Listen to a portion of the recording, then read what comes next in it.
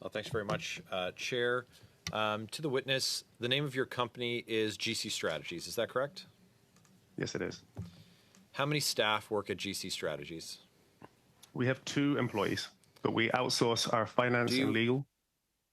App programming or design? No, we do not.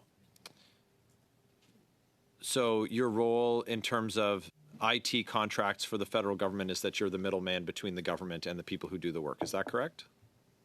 Well, we're responsible for bringing in individuals and building teams that the federal government would not have access to, as they do not have them on staff, and they also do not have recruitment capabilities. Right.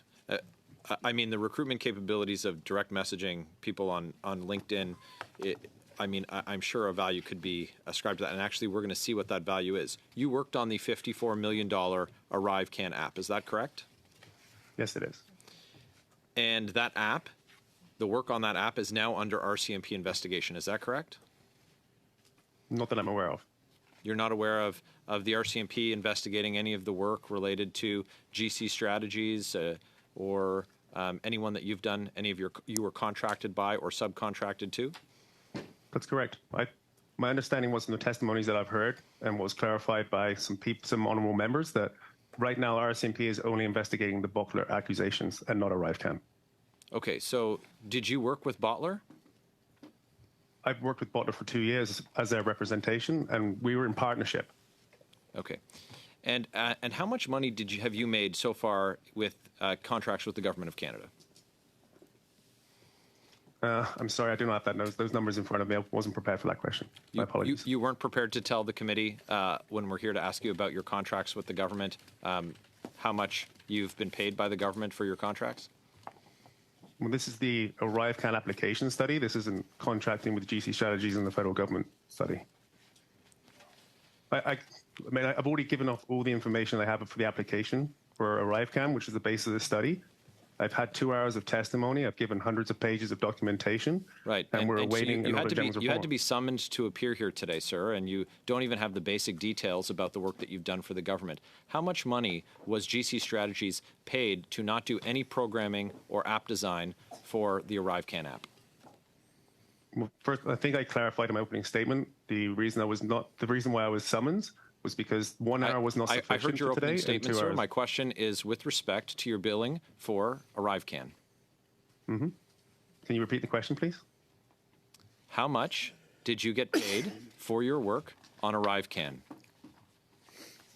I've already given up all this information. You have all of my invoices. Sir, are you refusing to answer the question? It's a very straightforward question. As you said, this is a study about ArriveCAN. It seems to me that it would be quite pertinent for you to be able to tell the committee how many millions of dollars you were paid with your 2-person company to do work on an app that you didn't do any programming for. How much money?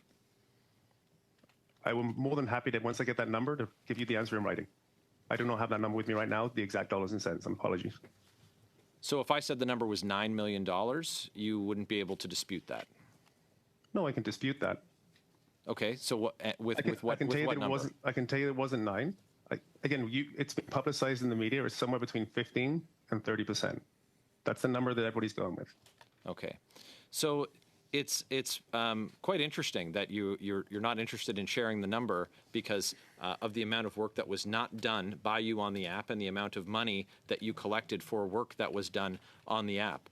Are you familiar with the testimony that was given that you gave at this committee? You talked about your previous appearance where you talked about relationships. So I'm going to ask you, do you use relationships to get work from the Government of Canada?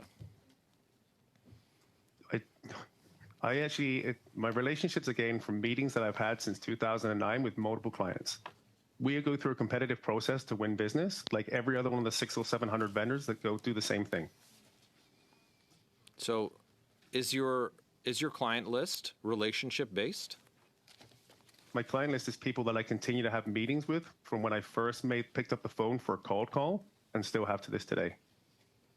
So we've heard testimony at this committee that that you leveraged relationships with key people in the government in order to guarantee business, and that's how you solicited the participation of subcontractors. Is that a fair characterization? That's accurately what your testimony is. You've heard, but that's not what happened.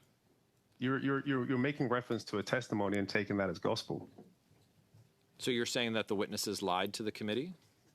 No, I'm not saying that at all. I'm saying that the reason the business came about was, as again, having meetings with continuously having meetings and identifying opportunities, and actually being ahead of it, getting partnerships with people, understanding where the market is going, and being able to use procurement processes to get them in, while staying within PSPC guidelines.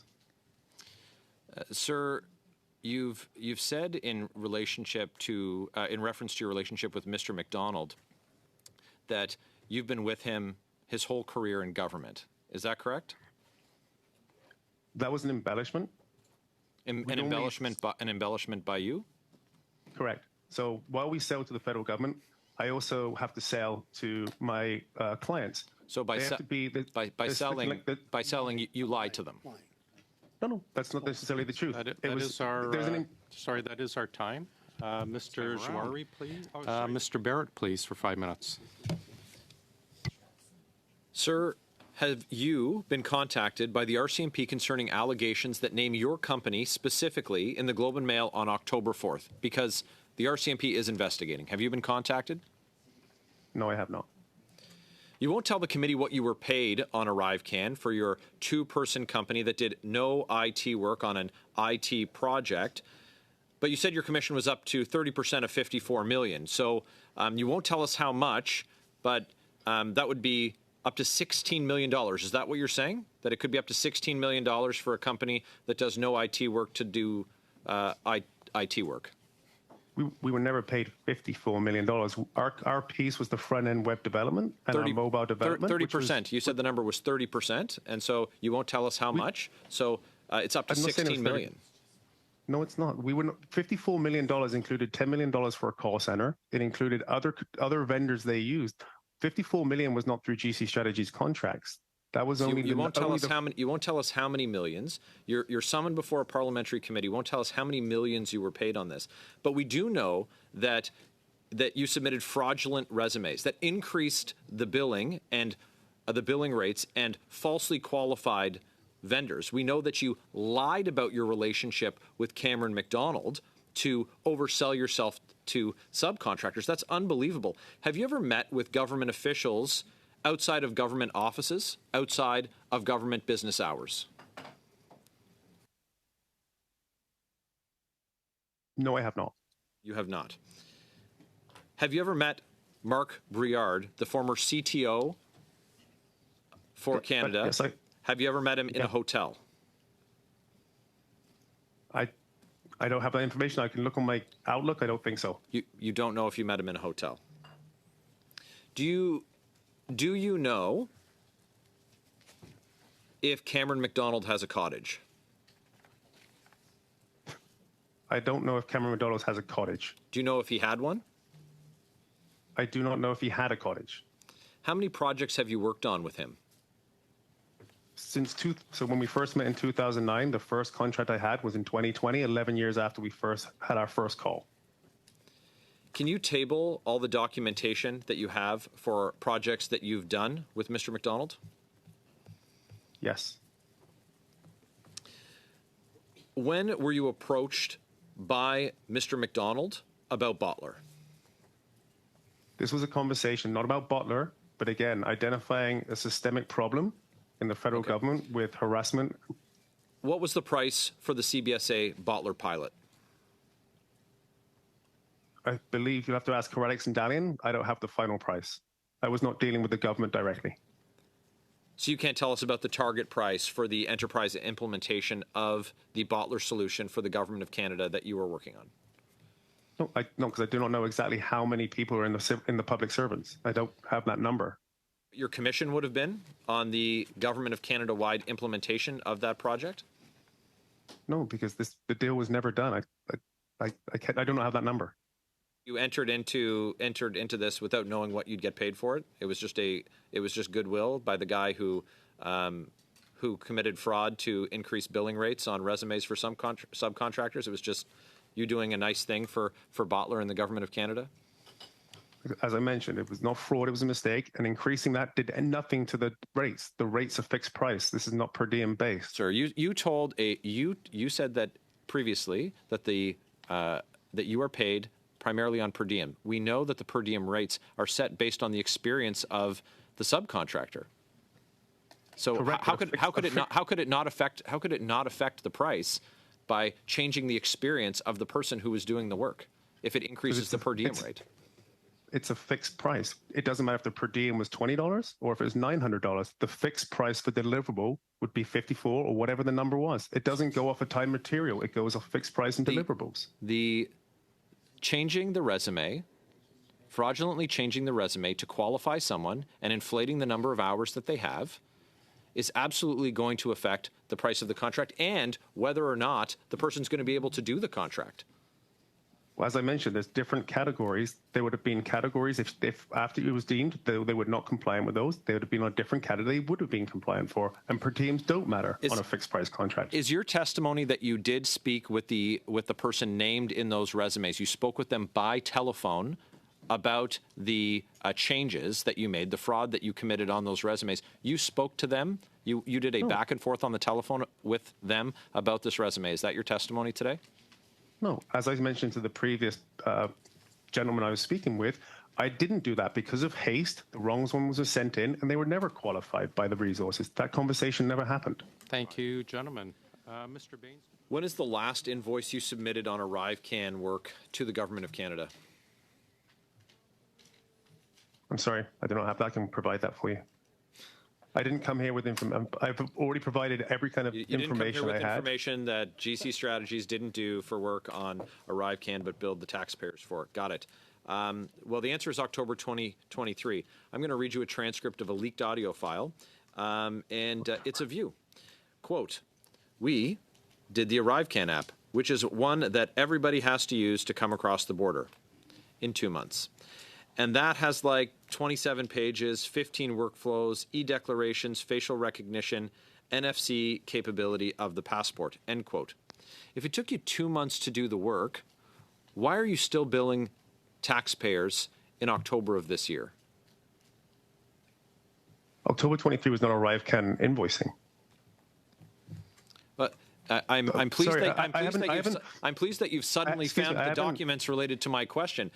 The problem that we have here today is that all of my questions, we have to assume that you've lied about absolutely everything. Sir, I've never said to a witness in my parliamentary career that they have lied to a committee, but you just did it. So I'm not sure if you thought you were clever pulling a thesaurus off your shelf. Well, it's not a cottage, it's a chalet. It's embarrassing. What you're doing is disrespectful to members of this committee, and it's disrespectful, frankly, to the Government of Canada, who is paying your rent. And taxpayers should be very concerned that a dollar has flowed from the Government of Canada to your organization, because everything you've said here today is absolutely unacceptable from a contractor for the Government of Canada.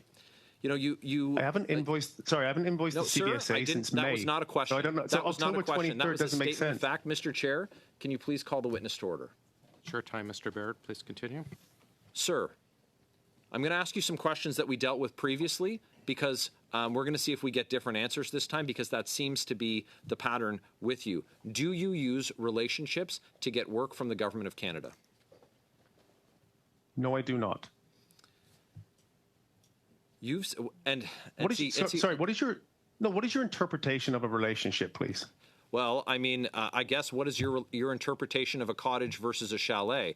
We have records of you meeting at a hotel with the CIO for the Government of Canada, and then you tell this committee that, oh, I don't have any recollection of that. I've got to tell you, if I meet with the top person from an organization, I'm going to remember that meeting, particularly if I've had to comply with access to information records requests concerning that, and then furnished that request. Sir, you're being dishonest and disingenuous in all of your answers to our questions. I appreciate that you're embarrassed about the work that you've done and about the things that you've said, but you are required to be honest when you come before a parliamentary committee. And this clever act that you're trying to put on is not fooling anyone. So I'm going to ask you some of these questions again. Have you ever met with government officials or anyone employed by government in a private residence? Yes or no? Yes. Okay, what is the nature of that meeting? I'm assuming that I don't know the exact meaning you're referencing. It's not like I've had hundreds of these things. The truth is, I don't know which one you're talking about. I want to know about all. I want to know about all of them. I don't know which one you're. Sorry, I cannot comment. If you could direct your exact question to me in writing, I'm more than happy to respond. Sir, you're here providing oral answers to oral questions for a standing committee of the House of Commons. I don't have the answer.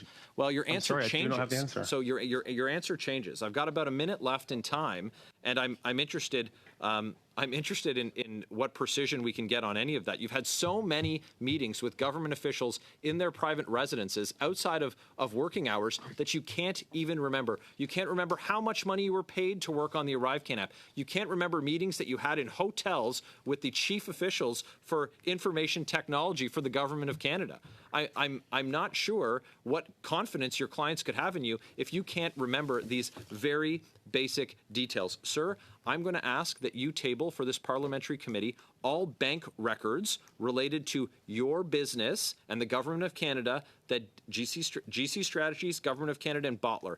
Anywhere that nexus exists, this committee, I would like you to table the bank records. Are you willing to do that? Yes or no, sir? Yes. So it's between the government to myself to Bottler. Is that what you're asking? Everything concerning everything. I'm asking clarification on your question. Please. Everything concerning GC Strategies, the Government of Canada, Coridex, Dalian, Bottler. So anywhere there's an intersection of any of those companies, the committee would like your bank records. You will furnish us with them within 48 hours? Oh, I'm not prepared to do that. I'm sorry. Okay. For what purpose? Mr. Chair, can you please understand? Mr. Chair, these are private information. Mr. Chair, I move that the committee order the production of those documents. Certainly. Do we have committee approval? I will interject. I assume, like other sensitive documents, we will keep them within the committee. Correct. Yeah, until or unless the committee decides otherwise. Yes, sir. That Chair, can we just suspend for 30 seconds? So we're just going to suspend for a moment. I'm going to ask our clerk just to read that in to the record so we're all clear in agreement. Go ahead. My understanding is that the committee send for all bank records related to the business of GC Strategies, where there's an intersection between GC Strategies, the Government of Canada, Coridex, Dalian, and Bottler, and that the documents be provided to the clerk of the committee by Monday, November 6th, 2023 at noon. Is that clear, Mr. Firth? Yep, I heard that. It is an order of the committee.